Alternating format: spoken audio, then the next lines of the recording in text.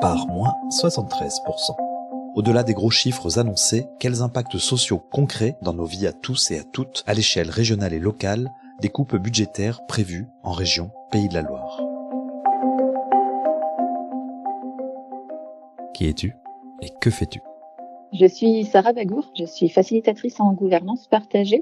Alors, la gouvernance partagée, c'est un concept qui est plutôt à la mode dans certains milieux, mais qui peut être un peu mystérieux pour d'autres. En gros, j'utilise l'intelligence collective et les méthodes de gestion de projet pour aider essentiellement les élus, les agents territoriaux à mener des projets de façon plus participative avec les habitants, les associations, les entrepreneurs. Et j'interviens également auprès de différentes structures pour faire émerger des fonctionnements plus coopératifs. Donc globalement, ça fait 8 ans que je travaille dans ce champ-là, que je prends part au développement des démarches de participation citoyenne qu'il y a alors essentiellement autour d'Angers, mais plus généralement dans les Pays de la Loire, avec cette envie de permettre à toutes et tous d'être actrices et acteurs de son territoire ou au sein de son entreprise, de son association, de faire émerger un peu de pouvoir d'agir.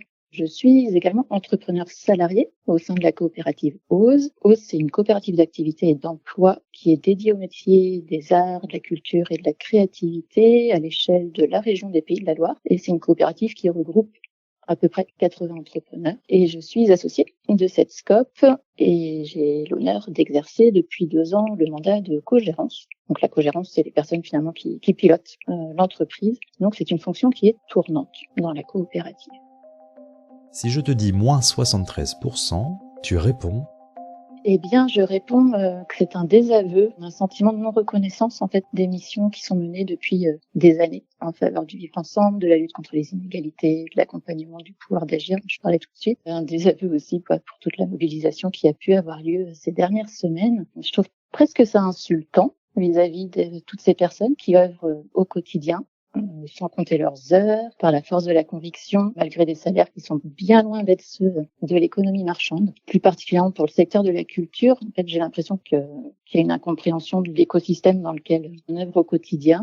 On nous dit qu'il y a trop de subventions, mais ces subventions-là, c'est pas du salaire en fait. Elles permettent tout plein de choses qui me semblent que la région devrait continuer de soutenir. Ça permet de rendre la culture plus accessible, entre autres. Je vois pas trop aujourd'hui qui peut s'acheter une place de théâtre si le théâtre il est pas subventionné. Les subventions elles permettent aussi de soutenir la création, puisqu'on ne relève pas de ce secteur marchand. Un industriel, il va faire rentrer tout son temps d'investissement, de conception dans son prix de vente à la fin. Mais nous, artistes et professionnels de la culture, on ne peut pas se permettre de faire ça, sinon on aurait des prix bien trop chers que plus personne ne pourrait acheter. Et puis ça permet aussi de soutenir la création sans regarder, en fait, sans intervenir, sans guider une direction artistique particulière. Et c'est important, cette indépendance-là.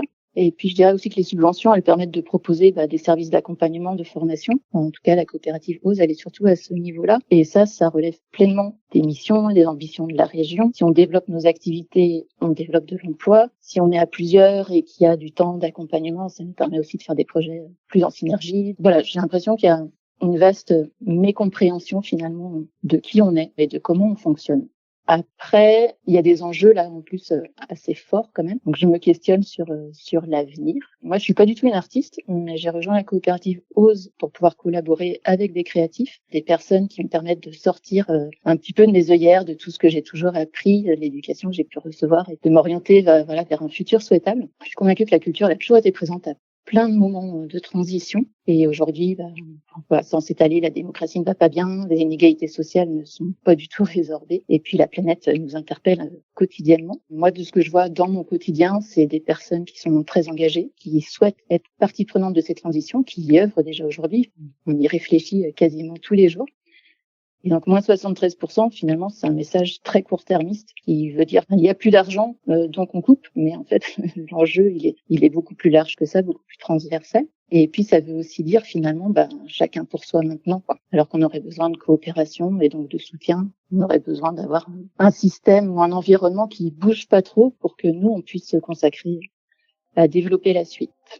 Donc voilà, c'est malheureux. Et maintenant ? Eh bien, à titre personnel, je vais continuer de faire mon mieux. Je crois que c'est tout ce que je peux prendre comme engagement, toujours faire de mon mieux. J'ai la chance de faire partie d'un collectif qui est incroyable au sein de la coopérative, avec des personnes qui viennent de tous les horizons, de multiples expériences et avec des idées incroyables. On est un peu des utopistes, mais ça fait du bien de grandir dans ce milieu-là. Donc, j'ai pas trop de doute sur le fait que ce soit un bel espace de ressourcement et de projection, à défaut de pouvoir agir parce qu'on voit déjà.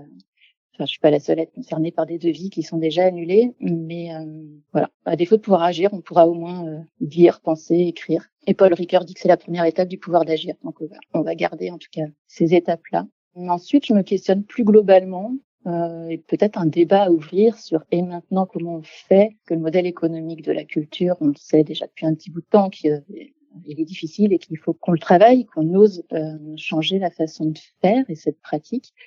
Donc aujourd'hui, on me dit qu'il y a plus d'argent public. Pour autant, il y a de l'argent, ça c'est certain. Donc les pouvoirs publics ne veulent plus réguler, plus garantir finalement notre diversité. Donc c'est un véritable enjeu. Mais comment est-ce qu'on peut peut-être repartager malgré tout les richesses? Est-ce qu'il y a des acteurs privés qui seraient partants pour se questionner et se dire que oui, eux, de la richesse, ils en ont. Donc voilà, comment est-ce qu'on refait des écosystèmes avec peut-être quand même les pouvoirs publics en médiateurs? Ça pourrait être pas mal. Et pour conclure, ton mot de la fin serait? Eh bien, de la résilience, c'est un mot qu'on a du mal à définir. Mais c'est un peu ça l'état d'esprit. De la fatigue aussi actuellement. Donc on va profiter des vacances et je souhaite à tout le monde de passer des belles vacances ressourçantes malgré le contexte pour revenir en janvier plein d'énergie.